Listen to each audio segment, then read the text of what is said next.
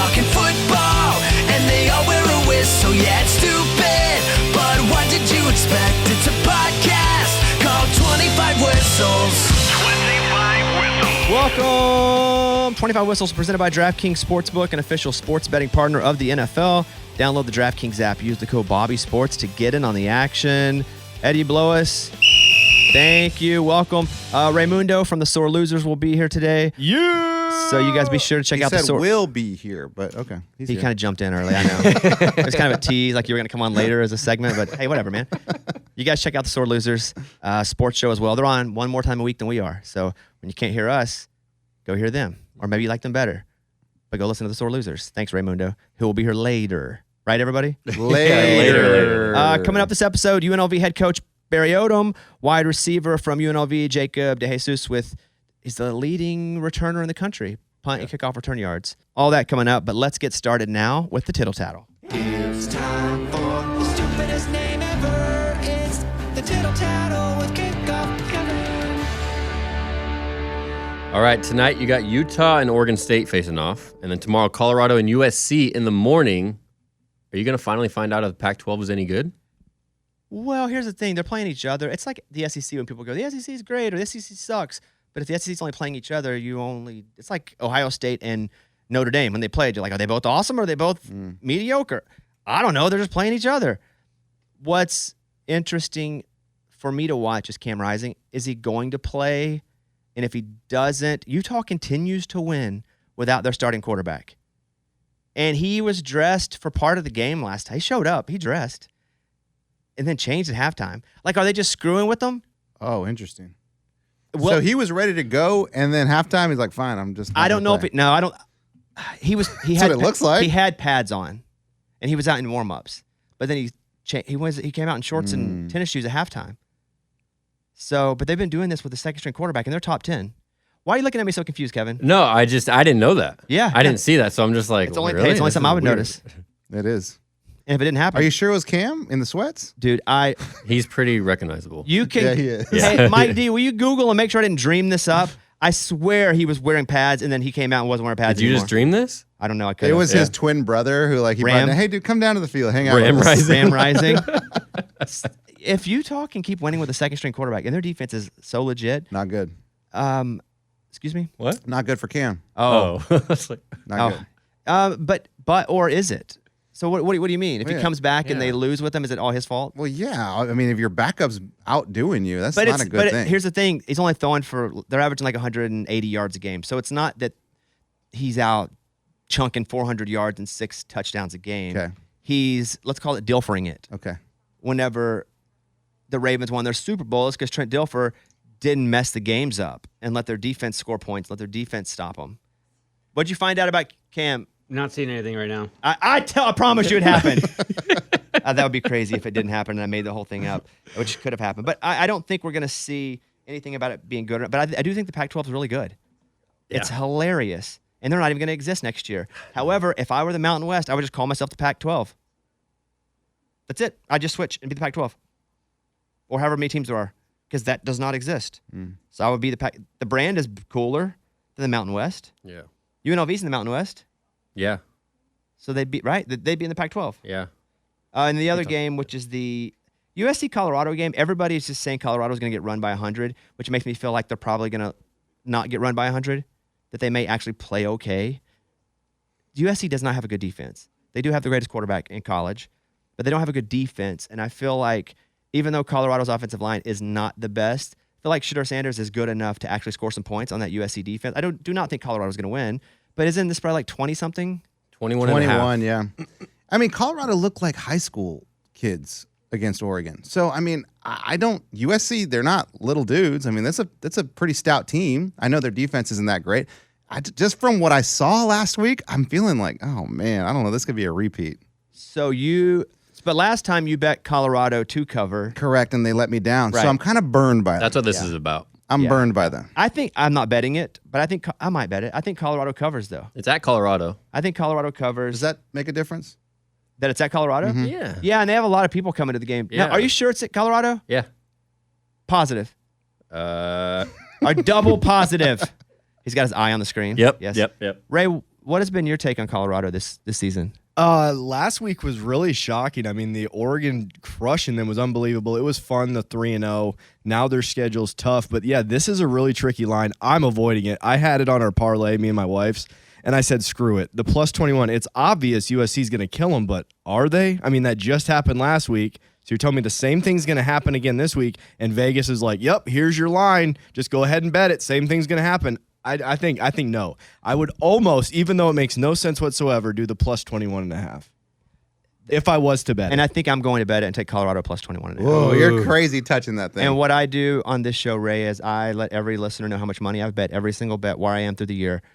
I do complete transparency. Yeah. And so I think I'm going to bet that. Nothing crazy, like $50 or something. Hey, just to keep it going. Ray, those numbers are outrageous. Well, and I know Colorado is very interested because the over-under, it was 2.5 before the season on how many wins they're going to get. And they have 3, and then they moved it to 3.5. But, I mean, they're right there. So the people that bet the whole season are about to cash out, a month into the season. There's an extra level of energy of these teams playing Colorado. It's like, of course, Deion Sanders is the greatest thing to happen to college football in 30 years.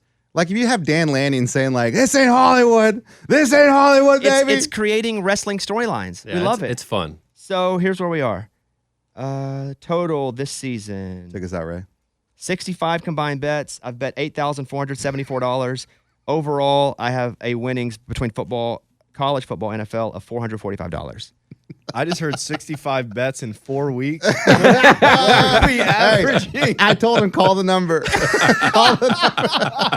So See show notes for details. NFL on the year, I'm plus $1,039 with 35 bets. 10 times your money. And NCAA, I'm down $581 bucks, but I'm up overall $445. So I just don't want our listeners to go, he's telling me much crap, not doing it. That's the only reason. Love it. It ain't the flex. Love it. Yeah, because if you really watch any of these shows back, I watch and listen to a lot of different sports shows, and I'll write it down. Pat McAfee, he doesn't make predictions, but he has guys on. I'll write down the 2 picks that Mike Lenardi or Mike, maybe that's his name. Lombardi. He'll give them. I think he gave Broncos, and they lost 70-20. So I'm just like, sometimes you just have to write down these experts and then go backtrack on them. I did hit last night on Detroit minus 3.5. I smoked them. That's impressive. Yeah, they were. I don't know what the game started, but I live bet it in the first quarter. I think it was only like 2. Is that what it was? Well, it went down to 3.5, and so I jumped on it for like 150, and then fell asleep because I've been exhausted, and then woke up. I didn't even watch the game. I just felt like they were gonna run, and they did, which is great. So, did you guys watch the end of that game? No, I turned it. He really did. I'm kind of big on watching ends of games. Like, all right, let's just see what happens. That was the first time I'm like, nope. Sam Houston State was playing on another channel. I'm like, let me watch that. You flipped? Yeah. Okay. Next question. Okay, the 2 schools are set to face off on the football field on Saturday, Notre Dame and Duke. Which program do you think is hated more, Notre Dame football or Duke basketball? That is a great question. I'm just going to go Duke basketball because they have had a consistent head coach who has been the face of the program. So to know them is to hate them, and to know them is consistency, so Coach K being there. I think their fans are a little more obnoxious. I think they've won more consistently as well over the last 25 years in Notre Dame football. So it's easier to be a real dick whenever you win. But I'm going to go Duke basketball is worse than Notre Dame football. And just leave it there because Notre Dame football disappoints so much. Duke has a number 1 recruiting class, number 2 recruiting class, even if they don't win the national championship. So we got to hear about them winning something all the time. Yeah, true. Notre Dame has kind of become a joke. With Ryan Kelly there, they did make it to the playoff, and but there was a lot of run in between where they just were not good. Yeah. So I'm gonna go Duke is hated more. But let me ask you guys, who do you hate more? I'm gonna go Duke just because they're just nerdy rich kids. I like the rich part's big. You know what yes. I'm saying? But Notre Dame's rich too. But but it's not presented as that. That's a great point on the nerdy. Shut up. Like the rich part though. I agree. When they show the crowd, they just look like, what are you doing? Get back to, you were just studying 5 minutes ago. Go back to I studying. don't mind that part. I don't. You go to Notre Dame, they've been drinking all day. That's my kind of people. Okay, what do you think, Kevin? Honestly, I don't hate either of them. And of course, you're a I've Patriots never fan hated either and of them. a Red Sox fan. Because they get so much hate, and I'm just like, I kind of go against the grain. No, you don't. You're on a team that's hated, so you know what it's like to win all the time and be hated for it. Yeah, so I love that's it. So not I root going for against them the grain. Interesting. You're one of them. because it makes everybody else mad when they win, so I'm all for it. Yeah. I love it. It must be nice to have winners in your life. He's a Red Sox fan and a Patriots fan. Hey, But he's from California, so it's all confusing. Okay, But he's been had a tough couple of championships. years though. Raymundo, who do you hate more? I hate Duke. They were always good when we were growing up, and Notre Dame, the Christian school, good Christian kids. Catholic. Yeah. Yeah. And also, and here's another reason it's easier to hate Duke. You know their faces. So imagine the player, and you can go through 15 of them. You Yeah. know them because they play basketball and they don't wear a helmet. So you can associate like a JJ Redick, who I love now, but didn't like him at Duke. Loved him. You did at Duke? Oh, Yeah. loved him. And I love him now. But then I was like, I don't like this dude. Or Christian Laettner. But we know what they look like. Have you ever like not liked or hated a Notre Dame player? No. Right? No, I just felt bad for Tao. Oh, yeah. You got I don't know any of the Notre Dame players. Rudy. Unless he's older, dude. He's from the 70s. Hey, who knows? All right, next up. All right, NFL here. Current 3-point underdogs on the road in Buffalo. Do you think Miami's still getting disrespected? No, Buffalo's really good. I got on a TikTok rabbit hole of watching Mike McDaniels and how he was running all of his motion from inside out instead of outside in, and how it was affecting the linebackers in coverage and how they scored so many points. Let's say there are 3 wide receivers that he lined up on the left. Yeah, I'm trying to picture it. That farthest left receiver who's off the line, they would then send him out toward the sideline and make one of the defensive backs or linebackers move, showing not only man coverage, his own coverage, but then they would start doing the guy in the middle. And if a linebacker had him and the linebacker would run, well, the outside guy, the motion would be so quick, the outside guy would go with him as well, and it would leave Tyreek open in the middle. It was Interesting. just like I was watching a master class. So I don't think it's the Dolphins aren't getting respect. I think the Buffalo's really good. Josh Allen's been playing great again. I feel like Tua, he's just going to take a hit. I still feel like he's just sensitive. He's going to get hit, get a concussion again. You can't get respect in like 2 weeks. You know, like you have, and the Bills have earned our respect. But like, the Bills, they beat the Raiders in Washington. well, no, this year's a little different. But the last 4 agreed. years, they've gained our respect. The Dolphins, like, all right, you've had a good start to the season. We're in week 4. Who Like, wins that game? Miami. They're in Buffalo. Having said that, Miami. I think No, Miami but you made wins a good it. point without that. It's like Miami. There's no disrespect, but it's not like we're going to respect you for always being good if you haven't always been good. Correct. True. You say Miami. Miami I'm going to go wins with this. Miami too. They started hot last year too. It's all about Tua. I'm going to go. I think Buffalo wins this because Miami just scored 70. I don't think they've caught their breath They don't yet. got any more? I don't think they caught their breath yet. They're done. Raymundo, you? Yeah, the NFL is a really big flip-flop waffle game. I just feel like Miami played so good. I would easily go Buffalo this week. Really? Not betting it, but that's what I would They didn't even advise. have Waddle last week. Right. Yeah, he's back. So, I mean, you would think in theory, they should actually score more than 70, but that's not the case. There's That's only not- one ball to go around. If they could do like 3 balls at the same time. But like A-Chain, awesome. But now they're talking about in the Jonathan Taylor trade sweepstakes, Miami's like one of the top 2 teams Oh in. my God. Well, How that'd many be running crazy. backs? You can only play a couple. There's only one ball. So you got Mostert and A-Chain and Jonathan Taylor. And people are saying that the running back position's like obsolete. Well, it only is if you're not using it in a way where you're also a receiver. Okay. Are you playing A-Chain this week? Yes. I picked him up. I'm still I've had deciding. him. I drafted him. Eddie, smart enough, wanted him before the season started. Yeah. He was like, I wanted A-Chain. You picked him. And I was like, I'm going to hold him. It wasn't a big – I watched him at Texas A&M and knew he was lightning. He's a stud. So I didn't know if he'd even get to play because he's small.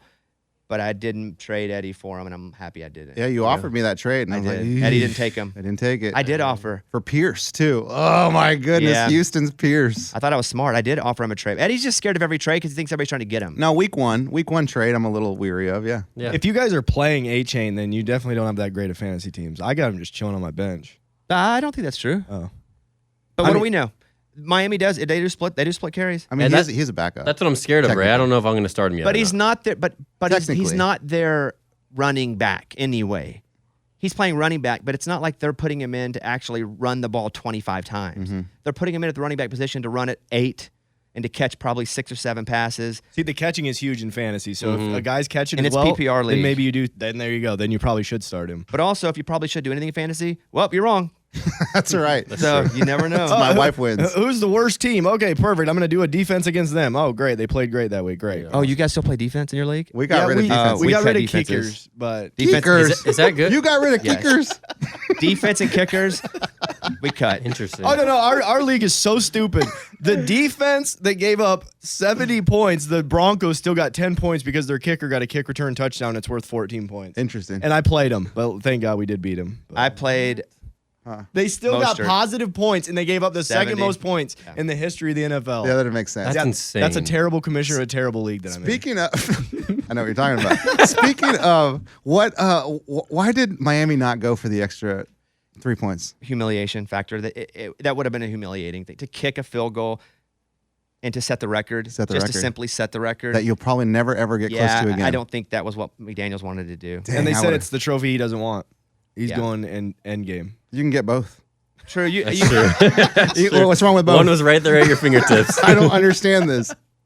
I think just the unwritten rule of if you don't have to punish someone, don't punish them. But you have to understand their backup quarterback came in and threw two balls, and threw two touchdown passes because the defense had already been like, screw it. So it wasn't like they were gas pedo. Yeah, but in 30 years, they're I know, like, I oh, wow, agree. they hold the record. Cool. Who was the coach? McDaniels. That's awesome. Like that forever you'll go down as that coach that scored 73 points. Hey, who's the record. coach that scored 73 last time? Yeah. That was exactly the same. Well talked about record there.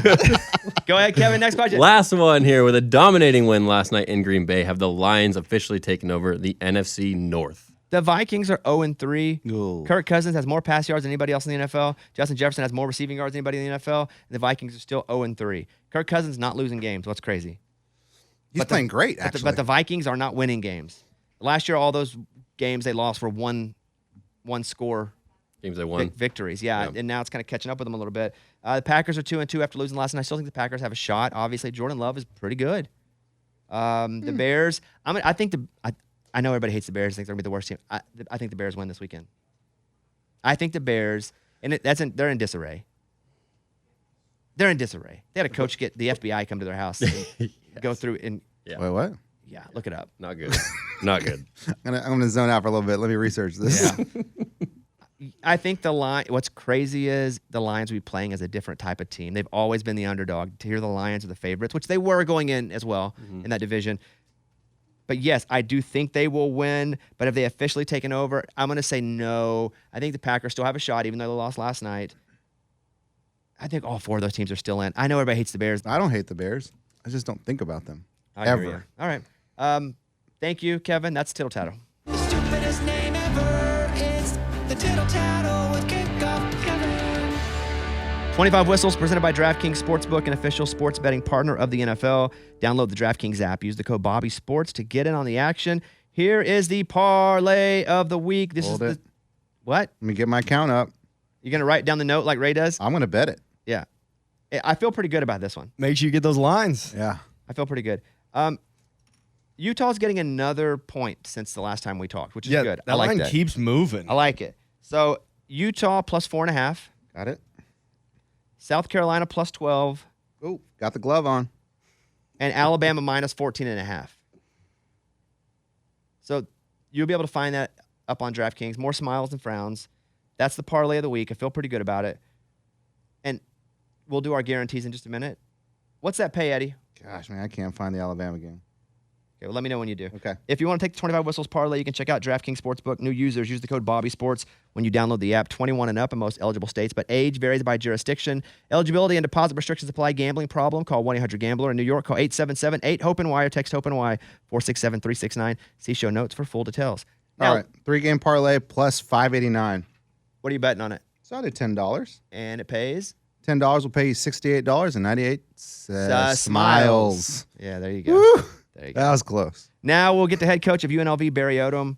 Coach Odom was head coach at Missouri, then defensive coordinator at Arkansas, and now he is the head coach at UNLV. I'm going to say we went. It was awesome. It was great. He's awesome. Their facilities are amazing. It's super cool. Yeah. Coach Odom's. You follow him on Twitter at Coach_Odom, and here he is, coach of UNLV, Coach Barry Odom. First of all, when we pulled up, your facilities here, they are amazing. Very nice. Yeah, they had a vision on what they want UNLV football and athletic department to be, and they set out and got it done. And this is one of the nicest facilities in college football, and it's a football building that has everything under one roof, so it's so convenient for our student athletes right on campus, and it's a wonderful place to come to work every day. When you recruit a kid and you're also working with their parents, obviously, you got a couple people to convince. I feel like Vegas would be either awesome or difficult because it is Las Vegas, or maybe a combination of the two. Do you kind of have to look at each individual kid and kind of understand their values and how you need to approach Vegas with them? Absolutely. And recruiting is relationship building, but also there is a space for everybody here. As much as you want to be in the entertainment, the food scene, the concerts, the sports mecca of the world, that is all here. And you can get away and be in a mountain in 30 minutes going on a hike. I've embraced the opportunity to sell Vegas because there's one in the world, and we're going to use it. And I think you look at how does that fit for a student athlete. They look at the opportunity of what this place can turn into for them. When you say student and student athlete, because there are so many resources here, and culinary, for example, food. I mean, if you wanted to, because not all kids get to go and play professional football, obviously. There's probably a lot of avenues if you go to school here and the relationships that you can make in the different parts of Las Vegas, No doubt. that you could turn that into a career as well. And I think the moms and dads would probably like to hear that too, right? Well, the service industry here, our hospitality school is the number one in the world, but then you look at all things that are here from everything on the Strip, the gaming commission. There's an avenue to create your future, whatever your interest is. And I think that's interesting for us to be able to sell, not only as a university, but our city together, how we collaborate and make it work for every individual kid we have. Do you also have to have a all hands on deck meeting with freshmen going, okay, you're in Vegas. There's a lot out there. Like, you got to chill a little bit too, because it can be overwhelming. The education piece is really, really important because you can find trouble if you're in Las Vegas or Fayetteville, Arkansas, or Memphis, Tennessee. If you want to find those things in any college town, you can find them. But we talk a lot about what do you want to be? What do you want your career to be? We're going to graduate from college. But then if you're really invested in being a great college football player, then here's the path you need to go. And there's times that I want guys to enjoy all the things that are here within reason, but also, big picture, let's look at how important it is step by step to stay on track.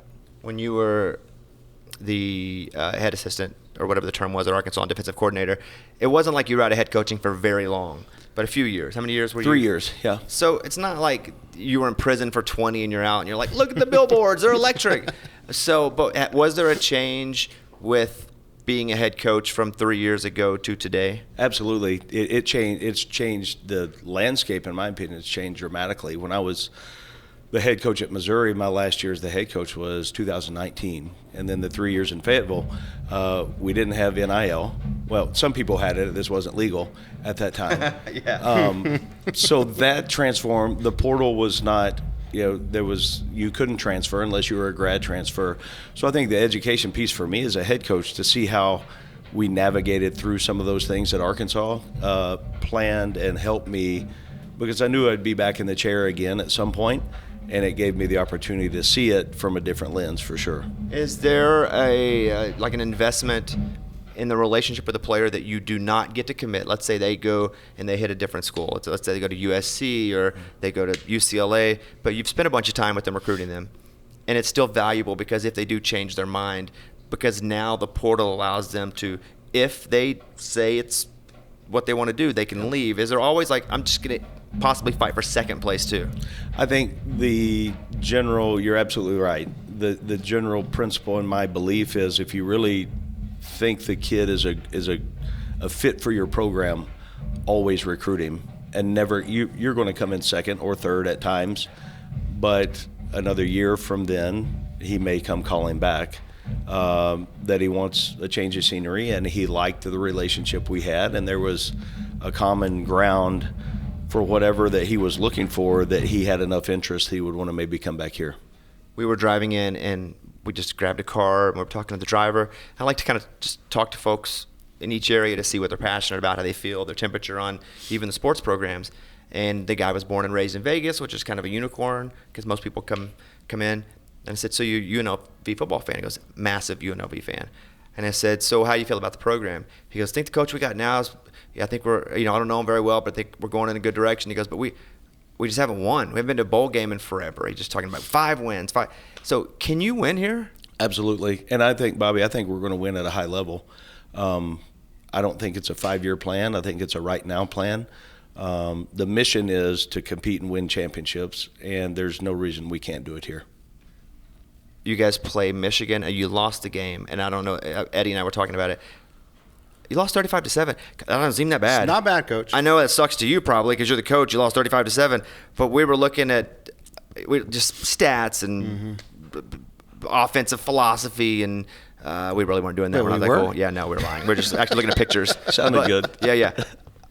When you play a team like Michigan and you lose 35-7, at the end of it, you're like, oh, thank God. It wasn't like 100-0. I thought we were going to go compete, which we did. We went to win the game. They are built like a playoff team. We're not yet. I think they're 28-3 in the last 2 years. They're a really good national championship contending team. And I told the guys after the game, that's the standard. That's what we're working to get towards and to.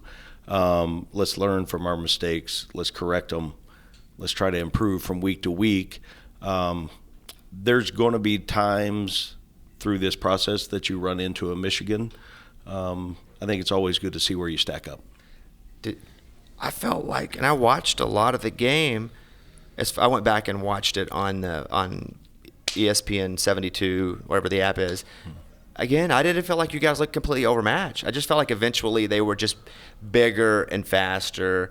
But when you finish a game like that, and I know moral victories are not a thing, did you have confidence in your guys more so after that game? I thought we made improvement from week 1 to week 2. Week 1 we played Bryant University, won big. Week 2 kind of opposite ends of the spectrum, and I thought we made improvements. You always want to win, like we're talking about, but we made a big jump in how we performed from week 1 to 2, 2 to 3, and now the challenge is to do that every single week. You got a Vanderbilt program that came to town, a very much improved Vanderbilt program. And you guys beat them. You were not the favorite going into the game. You end up beating them. So were you able to take stuff from that Michigan game? And then what have you been doing? Have you been getting better through the first 3 or 4 games this season to, as you're trying to get to, hit that high at 3/4 of the way in? I think our practice habits have aligned with giving us a chance to play winning football. I did, and I told the team early in the Vanderbilt week, I watched as much film as I could watch, and I told them on Monday of that week, I said, we're the better football team. Did you believe it or did you say it? I absolutely believed it. And I've got a lot of respect for Coach Lee and what they're doing, and I think they're going to win games this year in that conference. But I felt like we had matchups that we were better in. And I thought that if we would go execute and had a really good week of practice and those habits aligned the way they should, that we'd have a chance to win the game, and our kids played extremely well. We've got a little edge to us, which is good. We have a long ways to go. We understand that. I think our margin of error is 0. Like, we can't go turn the ball over 3 times and not get any back and think we're going to win the game. We're just not that good yet. So we understand special teams. We got to be really, really good in special teams. The hidden yardage battle, we've got to win those. We can't turn the ball over on offense. And then we got to be opportunistic and get it back on defense. And if we do those things, we'll have a chance in every game. How do you split your time in the rooms? You're a defensive guy at heart, but you got a lot of you got linebacker rooms, but you also got wide receiver rooms and full offense. I think I've hired really, really good people, and I'm not too proud to say that I made mistakes, and you learn from your mistakes. When I was the head coach before, I tried to do everything, and I'm not good enough to do that. So now I just call touchdown plays on offense. Of course, obviously, those are all yours. Yeah, I like that. And then the defensive side, you mentioned it. It's kind of where I grew up. So I spend more time with those guys. I feel like I'm more valuable in that room. Offensively, I want to at least know, schematically what we're doing, where I can hold a conversation on game day and maybe provide some insight on some things I see just from a defensive lens. But again, I think we've hired really, really good people. It's my job to build them up and empower them to do their job and try to help them any way I can. Coach, I've always had this theory of teams that come to Vegas to play have kind of a disadvantage because their players kind of go wild. They're in Vegas. Maybe they go out. Some of them do some stuff, stay out late. Is there an advantage? You know, we play in Allegiant Stadium, which is obviously one of the finest football facilities in the world. Right now, I'm selling it to our team. We're 2-0 in that building. So we're creating a little bit of that feel that, yes, it can be a huge advantage for us. Whether it's the lights, the attraction, the palm trees, the desert, whatever it is, I think it can be huge for us. And there's space in Vegas for a great college football team. If I were a team coming to Vegas or like going to Hawaii, a whole different environment, I definitely want to experience that. Maybe pass out some vouchers. Like, you want to taste it, you don't want to drink it, right? I'm thinking if I'm a coach bringing a team in here, I'm on edge because I'm thinking about the what ifs, and then you get into that, you know, it's different. But we need to use that as an advantage for sure. you ran a 10.600. Is that true?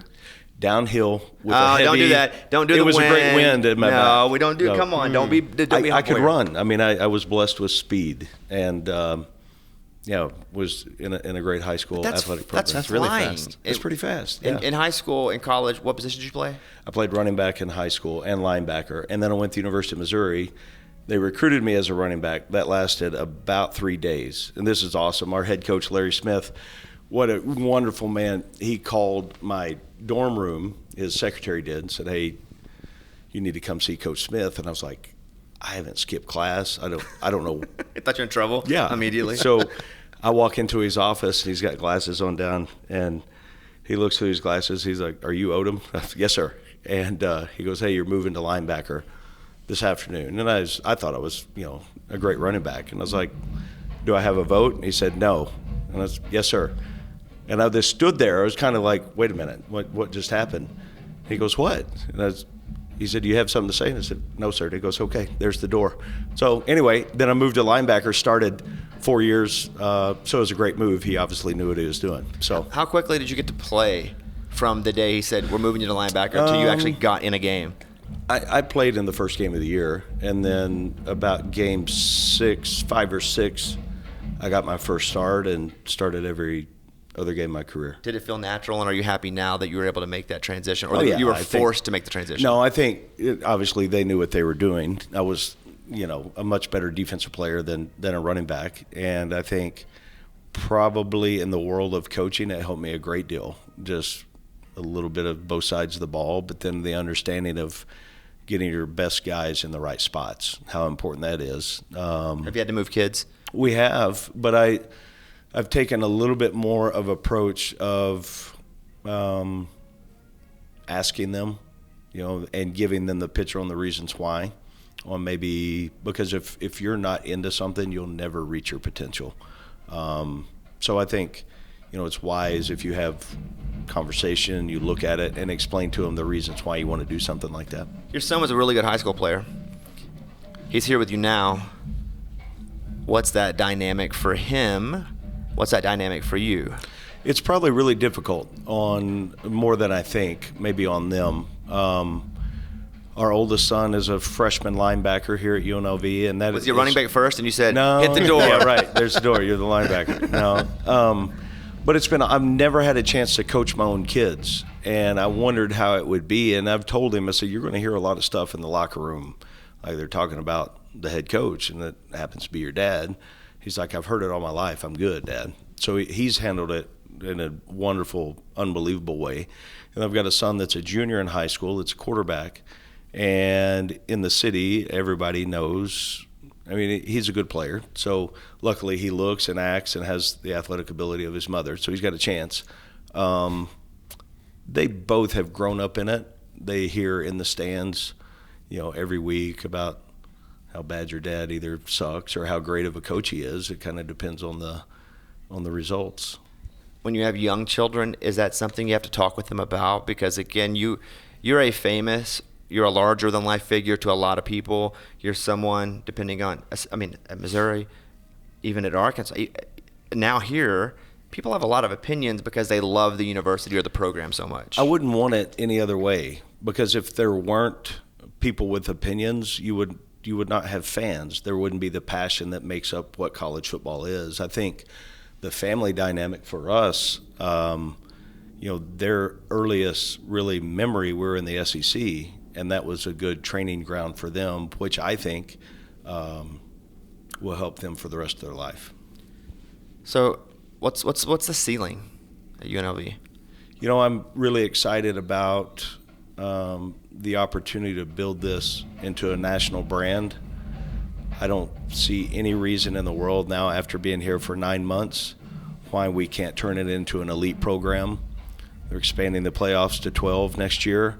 I believe that's where your mind is. I like that. So it's not you're just trying to win the conference, because of 12, because you do know if you go undefeated, you can get in as a non-power 5. There's going to be the winner of the Mountain West Conference. You're going to be in the playoffs. Selfishly, I want to leave a legacy here. It can be done. We get to write our story, and there's resources here to do it. That's the vision. I feel like the 12 team, because 4 was cool. I was happy to see it, but I like 12, and eventually it'll be 16 probably. Yeah. But I feel like that gives fan bases and some of the G5 schools like real hope that they also can be in the mix, because they deserve to be in the mix. It's amazing. My last year, I was the defense coordinator at Memphis, and my last year we won the conference and we're really good. And if we would have been in, if it had been in 12 playoff teams that year, we would have been in, I believe. And I don't know, at the end of the year, I don't know if there's anybody in the country that wanted to play us. Was D'Angelo Williams on that team? He was a little bit before then. Was he? Yeah. But that is exciting, and you can recruit to that, and you build your program with a chip on your shoulder on that's what we're going to go do, because now it's possible. Was Norvell? He replaced us, so Got we it. left. So I knew everything except for when you were there. So I'm pretty close. Pretty well You're all versed on around every it. part of it except for your part, Coach. You were getting close. If I could have let you keep on talking, you would have hit it eventually, like shots on goal. You may not know this, Coach, but I'm also a coach. I coach my son's 9-year-old basketball team, and every time we score, it's like we celebrate. We did it. What's up with coaches that can't celebrate a touchdown? You got a straight face. I don't know. What is that? Have you seen me the last 3 weeks? You're like me coaching basketball? No, I almost, slightly pulled a hamstring celebrating.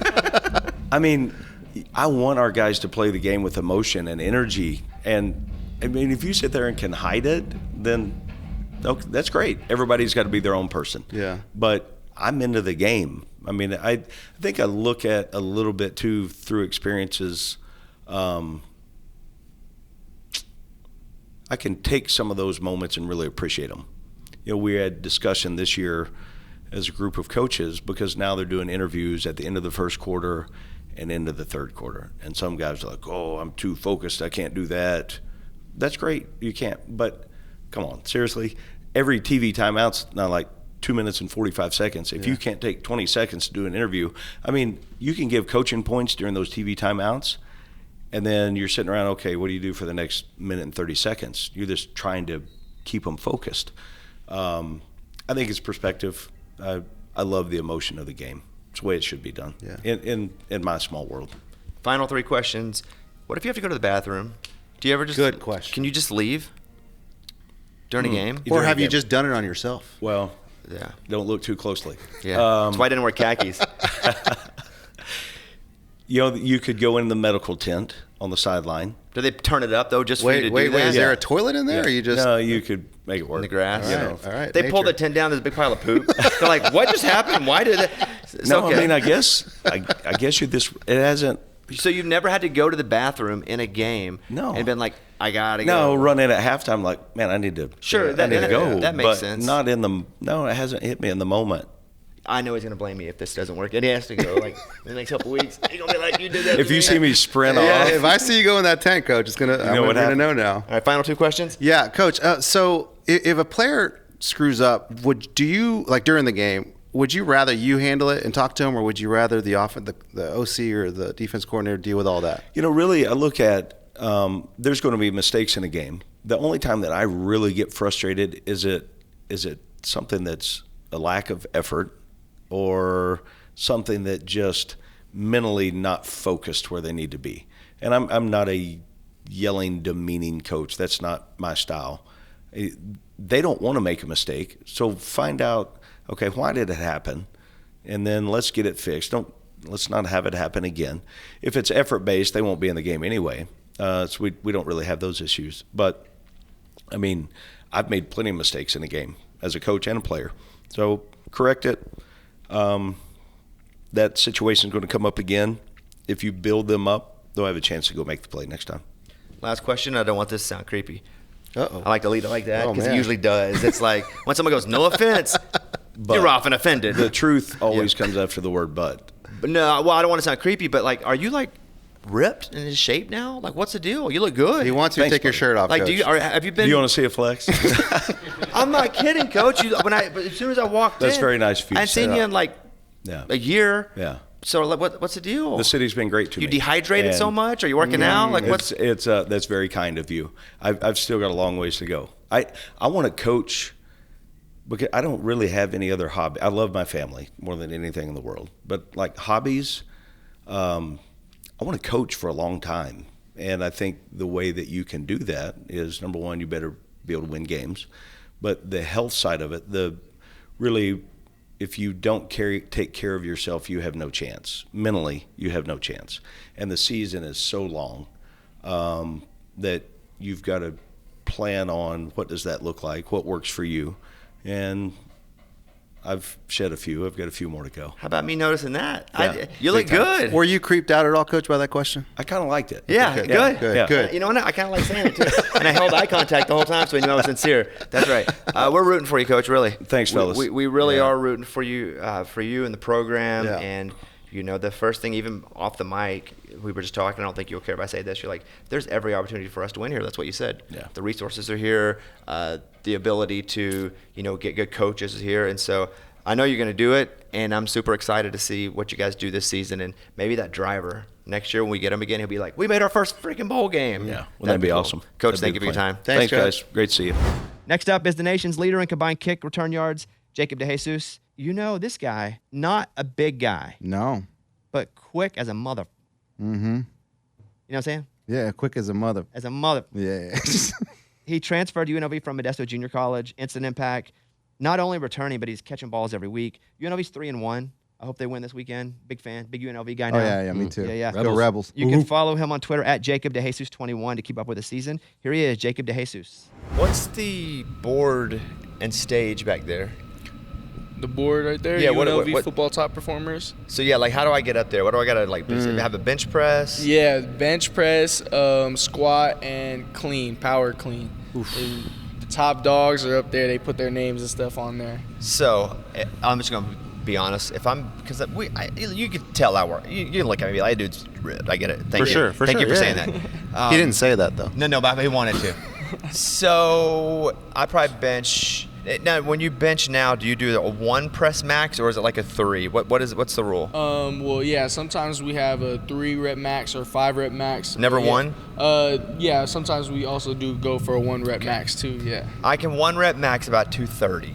Oh, okay. Yeah, which that's you, good. you don't have to laugh. Yeah, I'm No, a that's- little no, that's older, not bad. a little thin. I get it. But if I'm 1 rep, let's say 230, and I can probably squat like 310 once.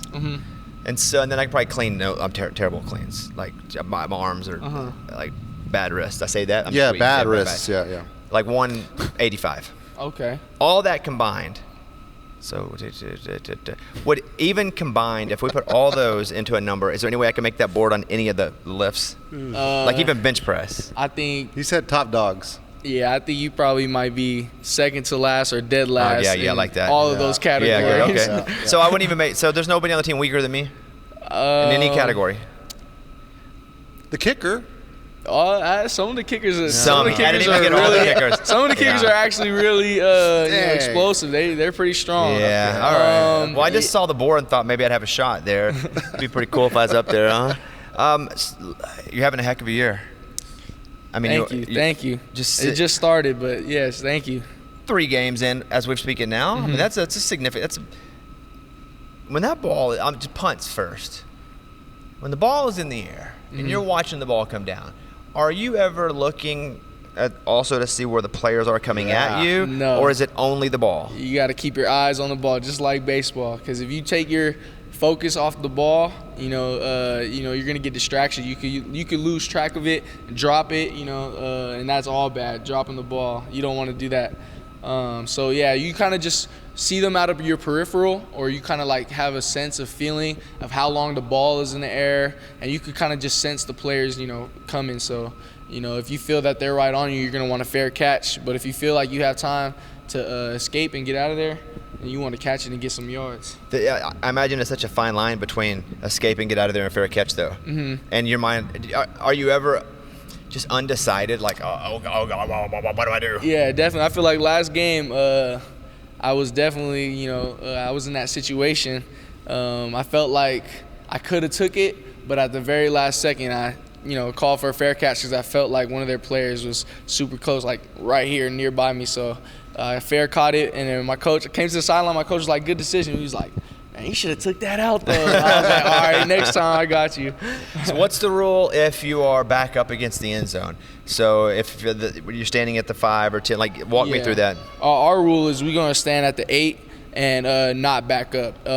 So what we try to do is if the ball is kicked over your head at 8 yards, you're going to want to still look up and act like you're going to catch the ball, so the defense, is a little distracted by you, because you don't want them to touch the ball, grab the ball when it's at the 2-yard line. That's tough for the offense to get out of the, that's a tough spot for the offense to get out of. So, if it's over or if it's above the 8-yard line, like the 10, the 12, you're going to want to fair catch it right there. That's a better spot than on the 5 or the 2-yard line or on the 1.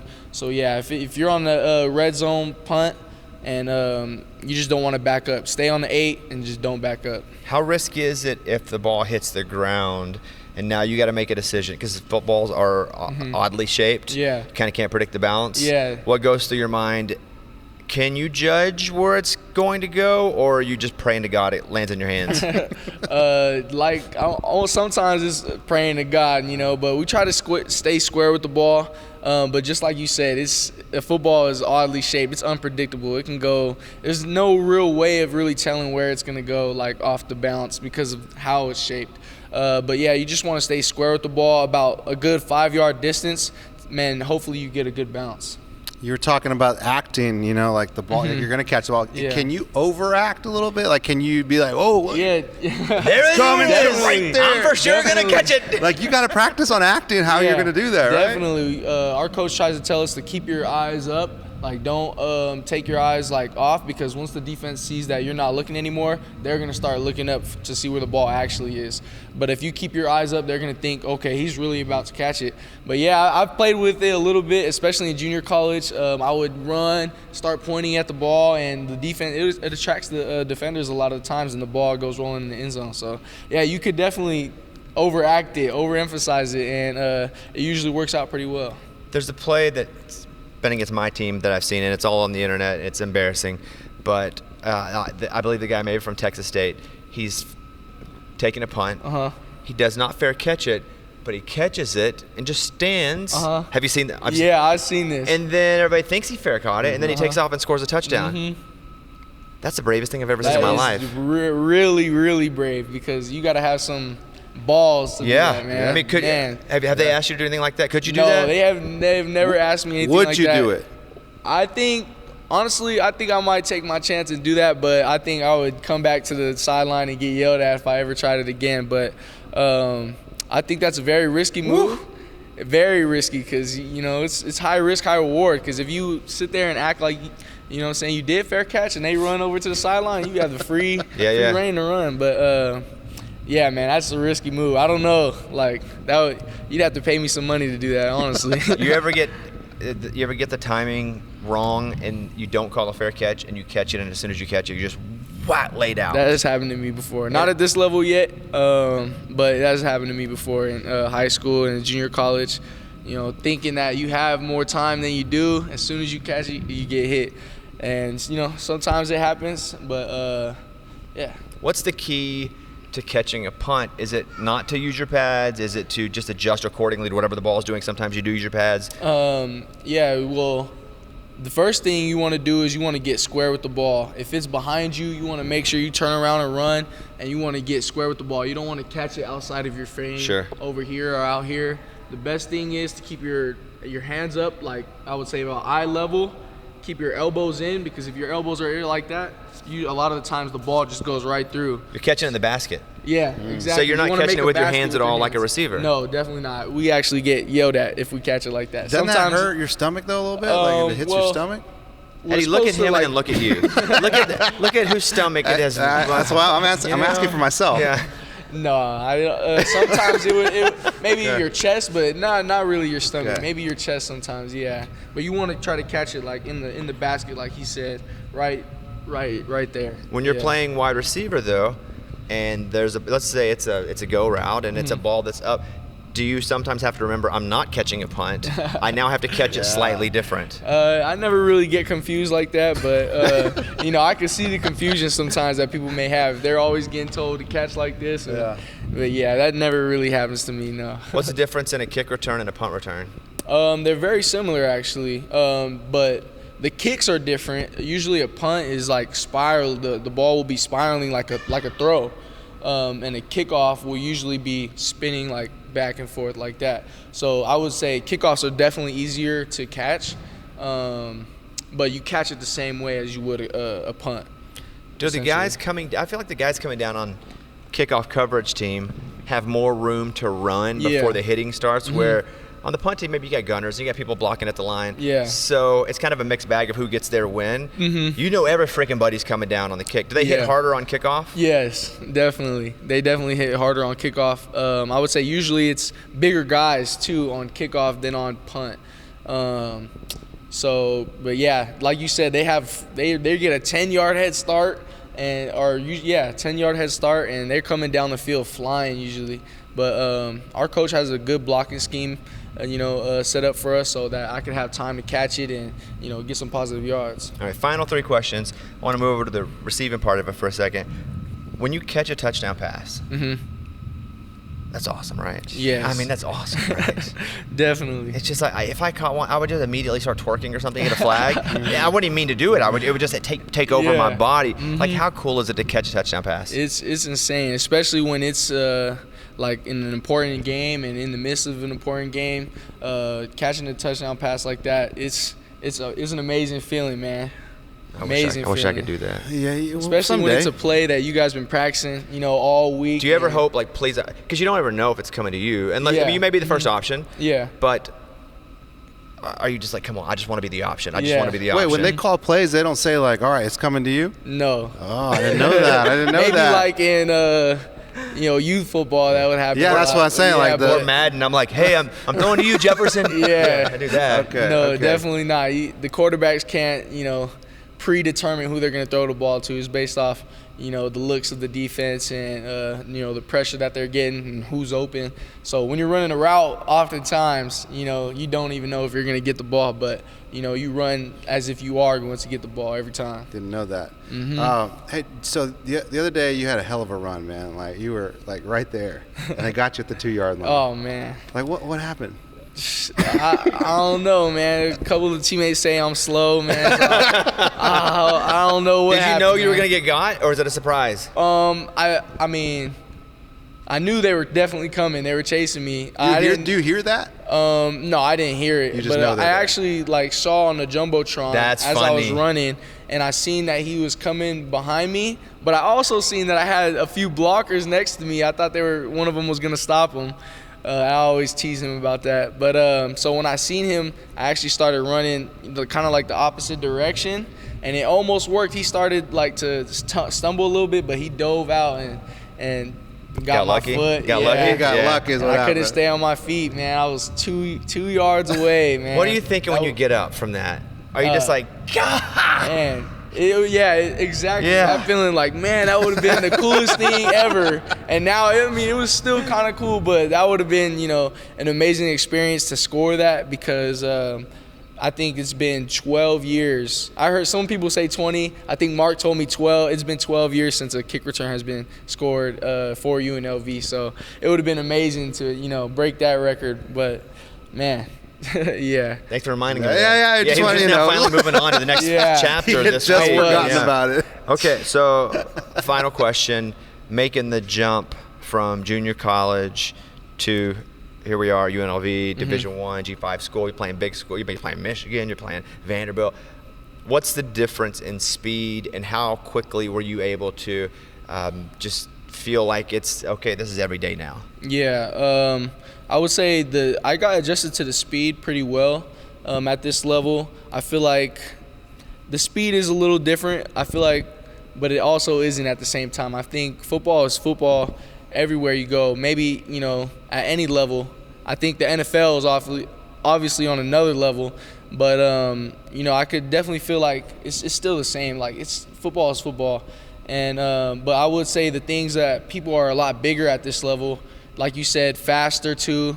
They hit harder. Yeah, they do. But the biggest thing is people are a lot smarter at this level. I feel like and reading coverages and defenses was something that I didn't have to do in high school or in junior college as much. So just getting used to that at this level is a big thing, because it's not just your athletic ability on the field, because everyone here is an athlete at this level. Everyone's fast. Not everyone's big, but everyone is smart. And the people who are smarter, those are the ones who usually excel at the top level, because it's all about, reading defenses and, seeing the different coverages, or vice versa, reading offenses and seeing, the different looks and executing it. Final question. I lied. I got one more. Because you're leading the nation right now in these categories. It's punt returns, kick returns. Mm-hmm. Like, I would just want to go. If it was close, I'm just going to go, because I want to stay up at the top. Like, I want to get on that board back there, right? Yeah. So same thing. I would be like, all right, I gotta keep leading the nation. So I'm gonna get. How do you not think about that?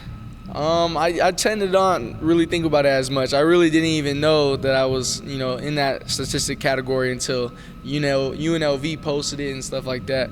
But I tend not to think about that. I tend to just listen to my coaches and, focus on, just getting yards for my team, or just making the play for my team, and not really focus on individual things like that. It is a cool, accolade to have, but it could be gone next week. You know what I mean? Not if you run every time. That's what I would do. It would never be gone. All right, here we go.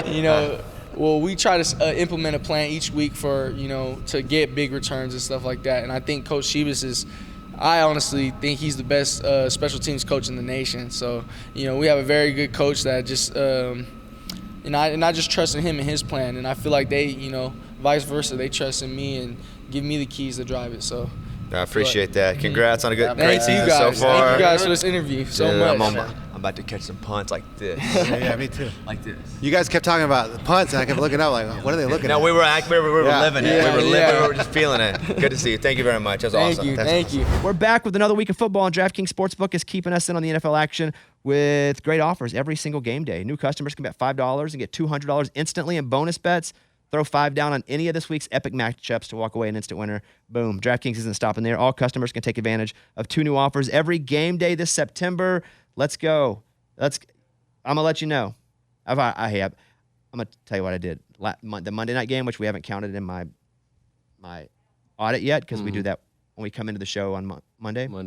I missed a lot. And then I made one stupid bet that was like one of those where I put like 6 things in an end game and hit it. And it was just stupid. Saved you? Yeah, I actually made money the night.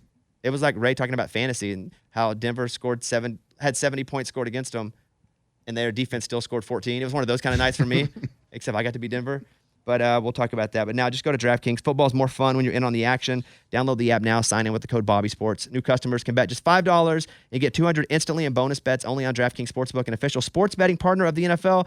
With the code BobbySports, the crown is yours. 21 and up in most eligible states, but age varies by jurisdiction. Eligibility and deposit restrictions apply. Gambling problem? 1-800-GAMBLER in New York. Call 877-8-HOPE-NY. Text HOPE-NY 467-369. See show notes for full details. Question. Hold. Okay. First this. All right. Let's play our end music. Eddie, you have a question? Why don't you do that disclaimer like recorded? I mean, you nail it live. It's awesome. But why don't you just record that once so you don't have to do it all the time? I don't know. It's amazing. It's amazing how you do it. Oh, thanks. Like, I've tried that. I did that for a commercial a while back, and I'm like, nah, just save it. I did it like one sentence at a time. And then I would, all right, stop, cut, edit this part. Nice work. Oh, thanks, man. I appreciate that. Also, too, I had another comment. Yeah. These gloves. So we've gotten to go to these colleges, right? Gotten some cool receiving gloves. Everyone wears gloves out there, right? Like linemen, everyone? Not everybody, but different kinds of gloves, too. Different textures on them. Man, when you put these gloves on, Ray, it changes your whole idea on Odell Beckham and the one-handed catch. They're a little sticky. Or what? Yeah. I'm telling you, I go home and I say, boys, you're an idiot. I throw my boys a football. I say, hey, you think throw you it can to catch me. like Odell Beckham because you have a glove? You're an idiot. Bro, Hey, I love you though, but you're an idiot. get that football and throw it to me. I'll catch it with one I'll hand. break a light. We'll do this next visit we do. We gotta test this It's out. still then. because again, you're all talking about velocity from an NFL quarterback. You're talking about guys in front of you trying to. Smoke and mirrors, man. Okay. I'm telling you, my boys threw me 10 balls. All of them are caught with You're one hand. 9-year-old. Pop! Guarantees for the week. Kevin, read us ours real quick. Okay, we had Reed, who's not here. He had Colts -2. Okay. Eddie, Cowboys -7. Yeah. Good luck, dude. I had Georgia -14.5, and you have Arkansas +6.5. Okay. Raymundo, give us a guarantee. Yeah, college football, Kansas +16.5, Texas. I like that one. Okay, that's Raymundo's. He doesn't owe us any money if he misses though. What? Right. But you guys go listen to Sore Losers. It's our sister. We'll call him sister. Oh, dang. They're the dude. sister. it's our We're the sis- older brother. It's our sister podcast. Same network. We all work together. If you're listening to this, you don't listen to the Bobby Bones Show. We all work together. But check out the Sore Losers, Raymundo and Lunchbox. Have a great weekend, everybody. Mike, am I forgetting anything? We got everything. I also want to say shout out to Kansas State. More to talk about that next week. It was Shout the out. greatest experience. So cool. Kansas State, I'm a big fan. Awesome. Rooting for Kansas State football like crazy now. That's right. And Eddie, blow us, and we'll get out of here. You got it. Here we go. All right, we'll see you guys next week.